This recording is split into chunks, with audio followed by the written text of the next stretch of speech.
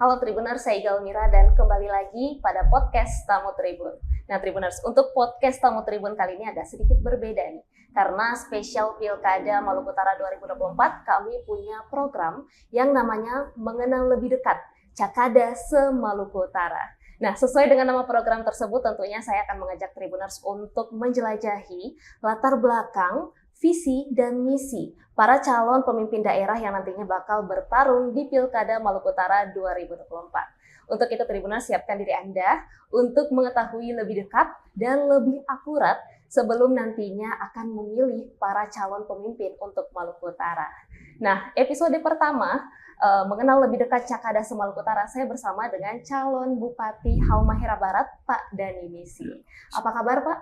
Kabar baik, selamat malam. Alhamdulillah, selamat malam juga Pak Dani. Ini luar biasa sekali datang jauh-jauh, tidak jauh sih, tapi melintasi pulau dari Halmahera Barat ke Kota Ternate, hadir menjadi tamu tribun di podcast Mengenal Lebih Dekat Cakada se-Maluku Utara. Terima kasih banyak Pak Dani. Sama-sama. Iya, karena ini pasti lagi sibuk-sibuknya, lagi sementara kampanye ya Pak? Betul. Ini sehari berapa desa nih bisa turun kampanye? Ya kadang-kadang 6 desa, 8 desa, bisa sampai 10 desa. Bisa sampai 10 desa per hari ya Pak Dani? Ini sudah berapa titik nih Pak Dani turunnya ke Halmahera Barat? Untuk sampai saat ini kita sudah masuk ke desa 129. 129. Dari 173 desa yang ada di Halbar. Jadi udah hampir tuntas ya ini Pak Dani? Hampir tuntas, mudah-mudahan minggu depan kita tuntasin. Amin. Oke, Pak Dani, ini karena kan Pilkada sudah menghitung hari ini, tanggal 26 November kita bakal masuk ke Pilkada serentak. Nah, Pak Dani Misi ini juga merupakan mantan Bupati Halmahera Barat periode 2016-2021 ya Pak. Jadi Pak Dani ini juga bisa dibilang memperebutkan kembali lah kursi Bupati Halmahera Barat. Iya, oke. Jadi Pak Dani ini bakal berpasangan dengan Pak Iksan Husain dan sudah mengantongi nomor urut 2. Dan diusung dari 4 partai, yakni PKS, PKB, PAN, dan Partai Gelora. Garuda, 5 partai. Oke, sama Partai Garuda. Oke, mohon maaf untuk kekurangannya. Jadi 5 partai ya Pak Dani ya? Jadi PKS, PKB, PAN, Gelora, dan juga Garuda. Garuda. Oke, terima kasih Pak. Nah, itu mengenai Pilkada ya Pak Dani. Tapi sebelum kita masuk mungkin lebih dalam mengenai Pilkada Halmahera Barat 2024, Pak Dani boleh dong ceritain sedikit karena pasti Tribuners yang menonton, terutama Tribuners dari Halmahera Barat, ingin mengenal lebih dekat nih calon pemimpin daerah mereka.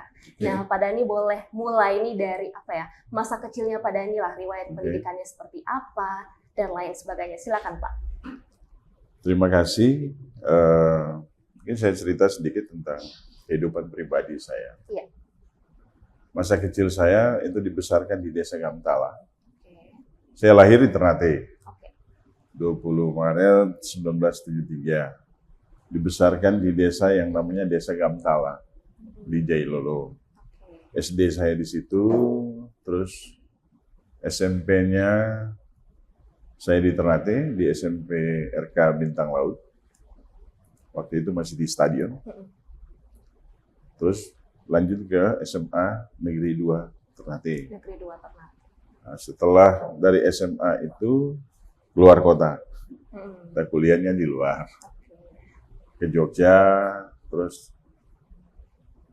ke Manado, dan ke Jakarta. Itulah. Jurusan apa Pak? Sedikit cerita. Kalau di Jogja itu jurusan manajemen. Manajemen.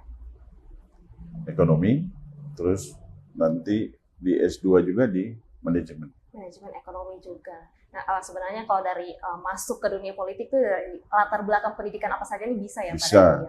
Tapi kalau boleh tahu Pak Dani dulu waktu kecil hobinya apa sih dan sempat bercita-cita jadi apa nih Pak Dani kecil nih? Kalau hobi saya dulu itu ya olahraga ya, yang kecil. Dan cita-cita waktu itu jadi tentara. Tentara. Jadi agak jauh ya dari tentara ke politik agak nih Pak? Jauh dari tentara ke politik. Nah, saya mengenal politik ketika saya kerja di Manado maupun di Jakarta, terus waktu itu lanjut kerja di Papua. Nah, biasanya waktu kerja itu mengawal para bupati. Para bupati. Misalnya kita kerjasama dengan bupati, terus waktu pilkada, nah kita lihat cara-cara mereka pilkada. Wah, ini asik juga waktu itu di politik.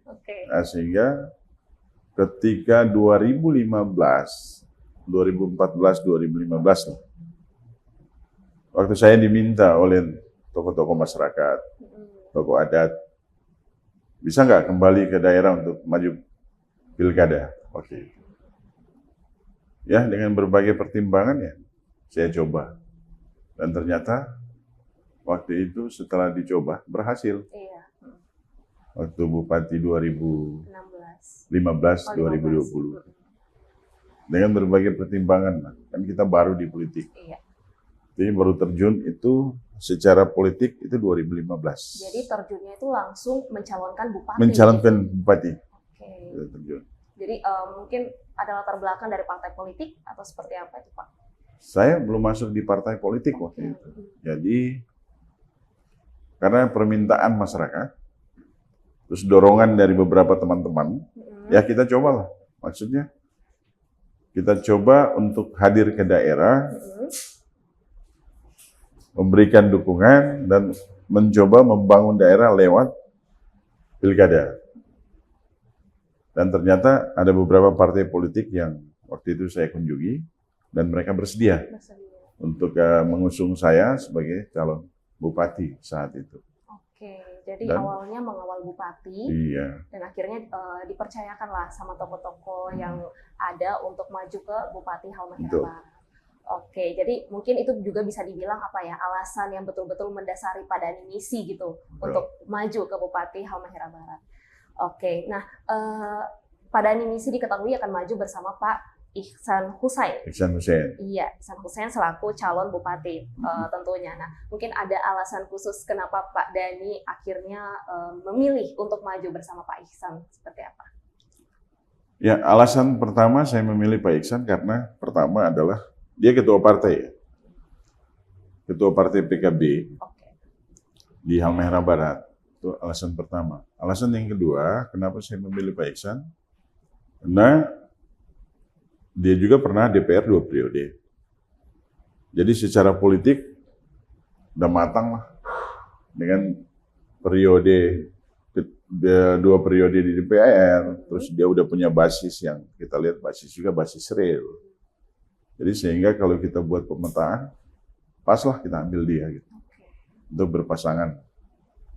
Sehingga Kecamatan Jailolo dan Sahu ini bisa bersatu untuk maju di pilkada. Oke, jadi memang Pak Ihsan juga pengalaman politiknya sudah panjang. Sudah panjang. Oke, nah kita masuk ke visi misi. Pak Dhani misi maju Bupati Halmahera Barat, Maluku Utara. Visi misinya apa nih untuk Halmahera Barat?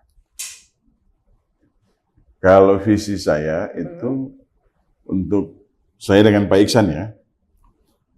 Dengan tagline kita dinamis. Mari Bung rebut kembali. Oke. Ini tagline kita, Mari Bung rebut kembali. Kita mengangkat visi itu terwujudnya Kabupaten Halmahera Barat yang berdaya saing, inovatif, terus mandiri dan sinergi. Nah, kenapa kita pilih visi seperti ini? Karena kita ingin merubah seluruh wacana, wawasan, dan mempercepat pembangunan yang ada di Kabupaten Halmahera Barat. Gitu. Oke, itu tagline-nya juga menarik sekali. Mari Bung rebut kembali. Mari Bung rebut kembali. Iya, karena Pak Dhani kan pernah jadi bupati nih. Betul. Jadi ingin merebut kembali kursi Bupati Halmahera Barat. Nah, mungkin Pak Dhani ada semacam misi khusus untuk Halmahera Barat kalau terpilih nantinya. Kalau dari visi ini sebenarnya kita punya 6 misi ya. Oke. Saya sendiri sih sebenarnya sudah nggak perlu misi karena saya sendiri misinya. Oke. Marga saya udah misi gitu. Iya.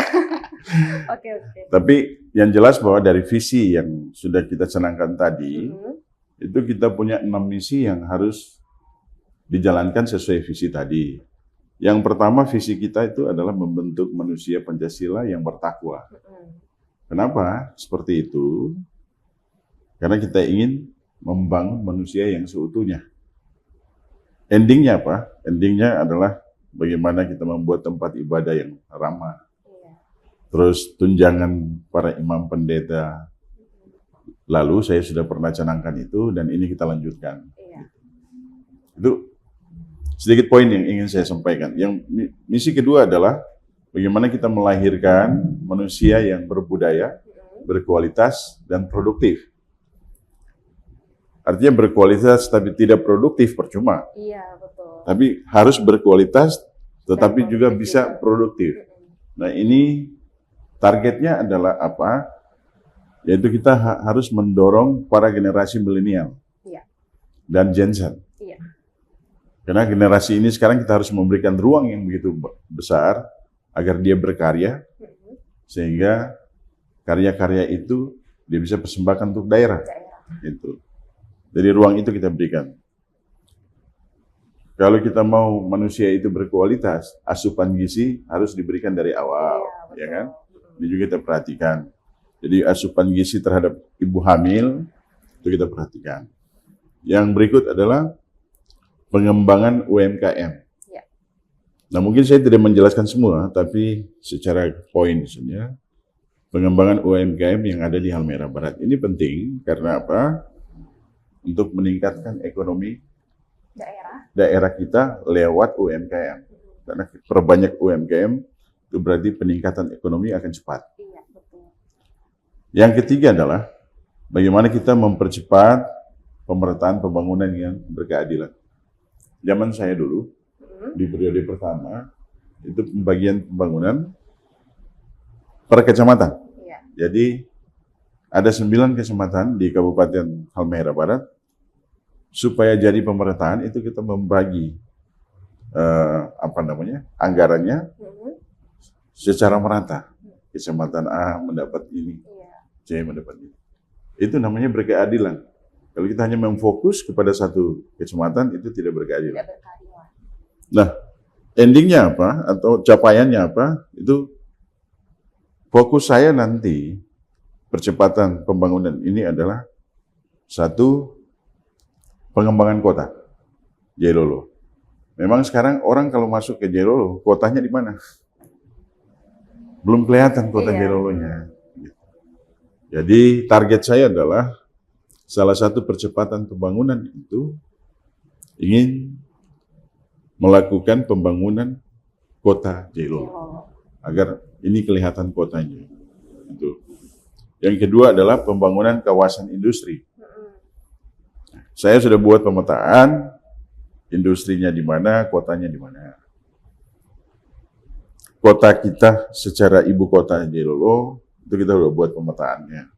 Nah, tinggal kita membangun, terus mengembangkannya. Yang ketiga adalah pengembangan kawasan pariwisata. Target saya memang ada 3. Dari skala prioritas, yang paling prioritas adalah 3, yaitu pariwisata, perikanan, dan pertanian. Ini yang harus kita kembangkan secara berkelanjutan. Kenapa? Karena memang di Halmahera Barat hanya 3 sektor ini yang mampu mendongkrak seluruh ekonomi masyarakat. Ini yang harus kita kembangkan.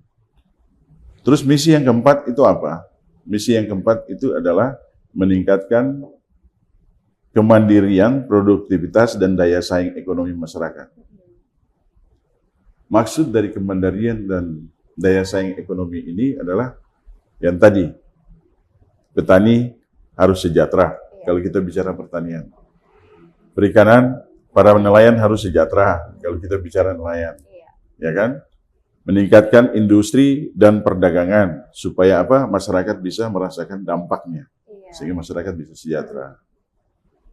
Itu poin-poinnya yang ingin saya sampaikan. Terus, misi yang kelima, mewujudkan tata kelola pemerintahan yang inovatif dan kepemimpinan yang bisa kolaboratif. Artinya, inovatif seperti apa? Kalau kita bicara tentang ASN, kesejahteraan ASN, terus bagaimana peningkatan APBD. Nah, inilah yang menjadi misi kelima saya. 1, kinerja ASN harus dinilai secara baik. Ada reward and punishment. Sehingga ASN merasa bahwa, oh ya, dia punya target yang harus dia lakukan. Jangan sampai terkadang bahwa ASN itu kinerja yang nggak dibayar, ya kan, honornya nggak dibayar. Nah, ini yang sangat berbahaya. Sehingga itu yang menjadi misi kelima saya untuk bagaimana meningkatkan kesejahteraan ASN, terus bagaimana kami meningkatkan anggaran APBD di setiap daerah, di daerah kami. Dalam rangka itu, bagaimana strategi untuk meningkatkan anggaran APBD? Nah, itu strateginya sendiri. Nah, mungkin saya bukan sini ya. Iya, tapi Nah, misi yang terakhir adalah bagaimana meningkatkan kesadaran hukum bagi masyarakat di Kabupaten Halmahera Barat. Kesadaran hukum untuk mewujudkan kepastian hukum. Ini yang paling penting.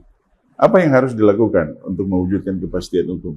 Berarti perbanyak penyuluhan hukum, ya kan? Pendampingan hukum ke masyarakat, membuat seminar-seminar hukum, produk-produk hukum, dan lain-lain. Sehingga masyarakat bisa mengikuti dan tahu betul bahwa hukum juga penting dalam kehidupan mereka.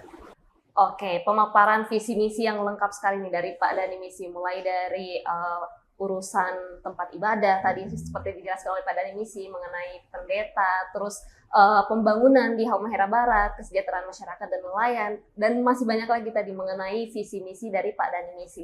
Nah, seperti yang sudah saya sebutkan juga tadi ya, Pak Dhani ini kan mantan bupati di periode 2015 tadi ya, memimpin selama 5 tahun. Itu cukup berpengalaman, cukup mengetahui lah ini daerah Halmahera Barat ini seperti apa. Nah, Pak Dhani, menurut Pak Dhani tantangan apa sih yang paling terbesar mengenai daerah Halmahera Barat dan bagaimana Pak Dhani ini memiliki solusi untuk mengatasi tantangan tersebut? Kalau kita bicara tantangan di Halmahera Barat itu adalah bagaimana membangun infrastruktur untuk aksesibilitas dari satu kecamatan ke kecamatan yang lain. Nah, puji Tuhan, alhamdulillah sekarang ini tinggal satu kecamatan saja yang mungkin menjadi skala prioritas untuk peningkatan infrastruktur jalannya, seperti jembatan. Itu kecamatan Loloda ya, karena aksesnya agak sulit. Sana harus butuh jembatan yang besar seperti di Kalibutu.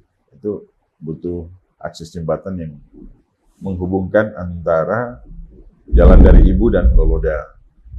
Terus akses jalan dari desa ke desa ini kan sebagian besar belum tembus ya. Ini yang menjadi PR besar bagi kita ke depan. Memang lalu itu pernah saya buka. Ada sedikit juga yang dilanjutkan oleh Bupati sekarang, tapi itu baru sedikit. Mudah-mudahan ke depan akses Loloda ini bisa kita buka semua. Nah, tantangan yang kedua adalah kita bagaimana berupaya untuk meningkatkan pendapatan asli petani, pendapatan daerah dalam rangka bagaimana mengembangkan pertanian, perikanan untuk meningkatkan pendapatan tadi. Nah, ini yang menjadi skala prioritas kita ya. Pertama adalah bagaimana memacu para petani. Kalau dulu saya itu galakan tanam jagung. Nah, jagung ini adalah salah satu bagaimana meningkatkan pendapatan petani. Ini harus kita galakan lagi pertaniannya. Makanya saya bilang prioritas itu masih pertanian, perikanan, dan pariwisata. Memang tantangan yang kita hadapi adalah bagaimana sumber daya kita tingkatkan. Tetapi ya tidak berat-berat amat sih. Ini bisa diatasi. Jadi mengenai pertanian itu tadi dan infrastruktur. Jadi menuntaskan akses yang ada di Halmahera Barat dan tinggal satu kecamatan dari 9 kecamatan yang perlu fokus lebih nih Pak Dhani Misi ya. Ya. Nah kalau itu mengenai pembangunan lah Pak Dhani, itu kan mengenai infrastruktur, mengenai jalan. Nah kalau Pak Dhani Misi sendiri nih melihat mengenai isu, entah itu pendidikan kah atau kesehatan kah, menurut Pak Dhani apa sih yang paling bermasalah atau yang perlu perhatian lebih di antara isu-isu tersebut di Halmahera Barat? Ada beberapa isu yang timbul ya di Halmahera Barat. Pertama adalah isu tentang pelayanan publik pemerintahan. Ini terpuruk sekali Oke. isu yang kita dengar ya. Nah, yang kedua tentang bagaimana pelayanan kesehatan di Halmahera Barat. Dan yang ketiga itu tentang bagaimana pelayanan sosial terhadap masyarakat di Halmahera Barat. Kenapa ini bisa saya... Yang keempat itu pelayanan pendidikan terhadap masyarakat. Ada 5 isu strategis. Yang kelima itu adalah sarana prasarana transportasi, khususnya transportasi laut. Iya. 129 desa yang saya turun. Ada 5 isu ini yang menguat di masyarakat, bahwa mereka tanya kepada saya, Pak, ketika Bapak naik, apakah 5 masalah ini bisa diperbaiki? 1, tentang pelayanan publik, pemerintahan.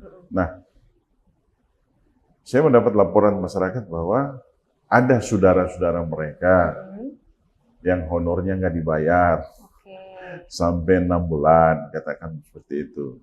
Ada saudara mereka yang kinerjanya nggak dibayar sampai 7 bulan, katakan seperti itu. Nah, ini berarti saya melihat harus ada reformasi birokrasi. Iya. Dan bagaimana kita mengatasi pelayanan publik yang baik. Ini isu yang berjalan di masyarakat. Yang kedua adalah tentang pelayanan kesehatan. Nah, masyarakat dari 129 desa yang saya turun, masyarakat bilang begini, Pak, kenapa kita masuk rumah sakit? Misalnya ada 4 jenis obat, yang kita tebus hanya 1 obat, yang 3 obat beli di luar. Oke, jadi kurang lah pengobatan itu. Nah, ini kan berarti menurut saya peningkatan pelayanan kesehatan masih di bawah ini. Di bawah. Nah, ketika saya tanya, kenapa itu seperti itu? Ternyata balik lagi ke pemerintah. BPJS belum dibayar. Oh iya, jadi pasokan obatnya dibatasi itu. Pasokan obatnya dibatasi, pelayanannya juga macet. Ketika saya jalan di desa-desa, pustu-pustu itu, atau polindes desa, itu sudah menjadi semacam gudang. Sudah terbengkalai, kadang udah rumputnya udah tinggi-tinggi. Sudah tidak aktif lagi. Sudah tidak aktif, bidan-bidannya udah nggak ada dan sebagainya. Nah, berarti rendahnya pelayanan kesehatan kita. Ini yang tadi, misi saya itu harus ini ditingkatkan semuanya. Karena berdasarkan laporan masyarakat. Isu yang keempat adalah tentang, isu yang ketiga, pendidikan kita. Banyak guru-guru, di satu desa hanya 1 guru, ada yang cuma 2 guru, gitu kan. Nah, ada yang 1 guru ngajarnya berapa mata pelajaran dan sebagainya. Wah, ini kan agak kacau sebenarnya menurut saya. Di zaman saya, itu pendidikan bisa melonjak dari urutan 8 naik ke urutan 1. Penilaian secara dapodik oleh pemerintah. Jadi secara provinsi saya waktu itu kan bersaing sama Ternate. Dia pertama saya urutan 2, akhirnya saya lompat jadi urutan 1, Ternate urutan 2 waktu itu. Jadi karena masa kepemimpinannya pada Animisi. Karena pelayanan semuanya kita lakukan, termasuk perbaiki rumah guru dan sebagainya. Nah, ini yang menjadi catatan penting bagi kita ke depan. Yang keempat adalah pelayanan sosial. Yang tadi saya katakan, banyak program-program sosial itu yang sudah hilang. PKH hilang, bantuan beras hilang, BLT, banyak yang hilang. Jadi masyarakat mengeluh. Kira-kira seperti apa? Oke, kita akan benahi ke depan. Kalau dulu 18.000 bisa diterima, ke depan kita yakin bahwa itu bisa diperbaiki lagi. Ini yang menurut masyarakat sangat urgent ya, isu yang mereka kembangkan. Terus yang kelima itu tentang transportasi laut.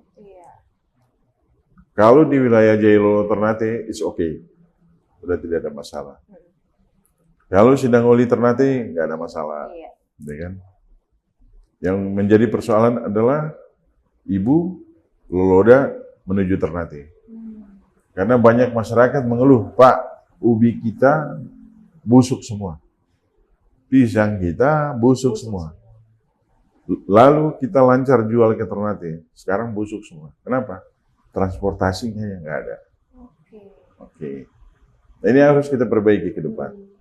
Jadi saya bilang ke masyarakat, saya udah tahu keluhannya, isunya saya sudah tahu. Jadi visi dan misi kami, khususnya misi ya, misi kami ini bagaimana bisa bersentuhan terhadap apa yang dikeluhkan oleh masyarakat. Nah, ini yang harus kita perbaiki. Isu yang keenam sebenarnya ada. Oh, ada lagi, oke. Itu mahalnya minyak tanah. Oh, mahal sekali ya di Halmahera Barat ya? Malah ada yang nggak dapat. Nah, langka gitu ya Pak? Saya nggak tahu prosesnya seperti apa, minyak tanah ini kok jadi seperti itu. Mungkin ke depan itu kita akan rubah regulasinya untuk membuat peraturan bupati ya. Iya. Mungkin dari penyalur itu kita langsung ke desa. Iya. Mungkin jauh lebih bagus seperti itu. Tidak ada perantara lagi. Tidak ada perantara lagi. Jadi yang agen-agen ini dia dapat tapi langsung dia salurkan ke desa. Supaya masyarakat bisa nikmati. Iya. Lagi-lagi semuanya untuk masyarakat. Karena isu ini dari masyarakat. Jadi itu, terima kasih. Jadi visi misinya Padani Misi ya berdasarkan keluhan-keluhan masyarakat tadi. Betul. Yang sudah dijelaskan juga bahwa Padani Misi ini sudah turun ke 129 desa selama masa kampanye ini. Yeah. Luar biasa sekali. Jadi satu hari 10 desa gitu ya. Bisa 10, bisa 8, bisa 6. Luar biasa sekali.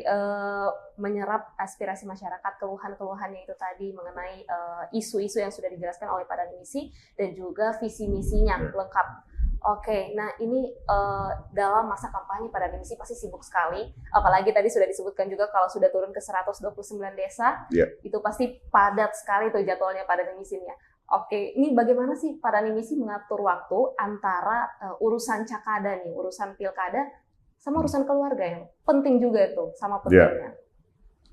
Biasanya kalau istri ada di tempat ikut ya. Oke, istri ikut menemani terus. Ikut menemani. Pokoknya kemana desa mana yang kita sampai kita tidur di situ ya kita tidur. Iya. Nah, penyemangat juga kan istri ini kan. Penyemangat. Iya, betul. Jadi harus nanti ada terus. Di sela-sela ada signal kontak sama anak-anak dan sebagainya. Anak-anak kan tidak di kita di luar, lagi sekolah semua kan. Jadi kalau cuma berdua nggak ada masalah lah, karena kemana ditemani istri, kecuali istri keluar kota. Jadi tidak ada masalah.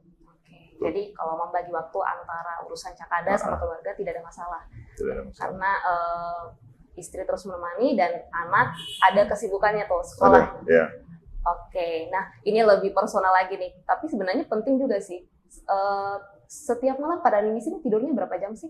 Kalau boleh tahu. Nah ini saya sering dimarahin istri. Oke, kenapa tuh Pak? Karena sudah dibatasi jam tidurnya harus jam 12. Paling lambat jam 12. Jam 12 malam. Nah, kenapa harus jam 12?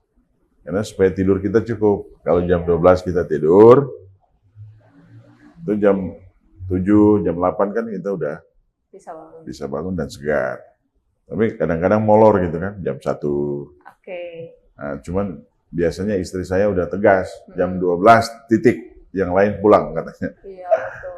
Nah, jadi memang bagaimana kita mengatur ritme ini supaya kita fit gitu kan. Memang betul juga kalau misalnya kita tidur yang cukup, bangun tidur tuh fit, baik secara pikiran, kesehatan kita fit. Karena contoh saya udah turun 129 juta, puji Tuhan, alhamdulillah sampai sekarang nggak sakit. Karena mungkin istri ngatur itu kan, tidur harus jam 12 nih. Udah kalau lagi cerita, udah mulai jam 12, ditelepon ulang-ulang tuh tidur. Oh jadi walaupun terpisah jarak nggak sama istri, tetap dikontrol gitu, harus tidur jam 12 malam? Bukan, walaupun istri di kamar, saya di luar sama tamu. Oh iya, oke. Udah jam 12, harus stop gitu, tidur. Betul. Walaupun ada tamu gitu ya. Jadi memang waktunya harus diatur, supaya kita nih fit. Waktu pertama juga kan, mikir, waduh kenapa seperti itu, tapi ternyata ketika dijalani ya kita fit. 129 desa saya turun, saya nggak pernah sakit. Iya, alhamdulillah. Ya konsisten gitu. Konsisten. Ya, atur waktunya konsisten gitu. Waktu tidur sama waktu turun kampanye, bahkan ketemu sama orang juga konsisten gitu. Oke, nah ini sebenarnya hal kecil tapi berpengaruh sekali, sangat besar sekali pengaruhnya pada misi. Luar biasa sekali, dukungan istri juga sangat luar biasa. Nah, mungkin kita beralih ke pertanyaan selanjutnya mengenai harapannya pada misi. Kalau terpilih, seperti apa tuh untuk Halmahera Barat? Ya kalau terpilih sebagai bupati dipercayakan masyarakat, yang pertama adalah kita ingin membangun Halmahera Barat sesuai visi misi kita. Iya, betul. Agar apa? Agar masyarakat bisa merasakan dampak pembangunan itu. Nah, ketika masyarakat bisa mendapatkan dampak dari pembangunan itu, saya berharap masyarakat bisa sejahtera. Iya. Pendapatan per kapitanya bisa naik. Sehingga di Kabupaten Halmahera Barat itu bisa kita turunkan. Satu, harapan saya nih, angka kemiskinan harus turun. Dua, angka pengangguran harus turun. Tiga, pendapatan per kapita masyarakat harus naik. Sehingga dampak dari itu semua, kita bisa melihat bagaimana masyarakat bisa menuju pada kesejahteraan. Nah ini yang penting. Itu harapan saya. Bagaimana kita memberikan pelayanan yang sebaik-baiknya kepada masyarakat, supaya 3 indikator tadi bisa kita capai. Oke, semoga harapannya bisa tercapai tentunya pada misi. Oke, mungkin kita sudah sampai ke penghujung podcast ya pada misi, pemaparan yang luar biasa sekali mengenai masa kecil pada misi, mengenai visi misinya juga tadi yang sangat luar biasa. Tetapi sebelum saya menutup podcast pada hari ini, Pak Dhani boleh kesediaannya untuk memberikan closing statement untuk Tribuners yang menonton, khususnya Tribuners Halmahera Barat. Oke. Nah, pesan yang ingin Pak Dhani Misi sampaikan, terutama pada para pemilih Pak Dhani Misi nanti, dan juga harapan Pak Dhani Misi untuk Halmahera Barat 5 tahun ke depan seperti apa? Silakan Pak. Baik, bagi masyarakat Halmahera Barat yang saya cintai, saya banggakan, di dalam pilkada harus kita pikirkan bahwa bagaimana kita membangun daerah itu dengan baik. 5 menit kita masuk dalam bilik suara menentukan nasib Halmahera Barat 5 tahun ke depan. Nah, itu berarti apa? Pilihlah pemimpin yang baik, yang punya jaringan, yang punya channel yang kuat, agar bisa mendatangkan seluruh program ke Halmahera Barat dengan baik. Yang ketiga, bagaimana caranya supaya kita bisa bersama-sama satu hati, satu pikiran untuk dengan tagline yang ada, bersama dinamis, mari bung kita rebut kembali. Bersama nomor 2, kita membangun Halmahera Barat yang baik. Sehingga closing statement saya yang terakhir adalah, bersama dinamis, kita bekerja dengan jujur. Bersama dengan dinamis, kita bekerja secara ikhlas, dan bersama dinamis, kita akan menjadi juara. Mungkin itu, terima kasih. Oke, terima kasih banyak Pak Dhani Misi sekali lagi, karena di sela-sela kesibukannya masih sempat-sempatnya hadir di studio tribunterhati.com untuk mengisi podcast mengenal lebih dekat Cakada se-Maluku Utara. Terima kasih banyak Pak. Terima kasih. Semoga kampanyenya berjalan dengan lancar. Amin. Sampai nanti pemilihan pada 27 November 2024.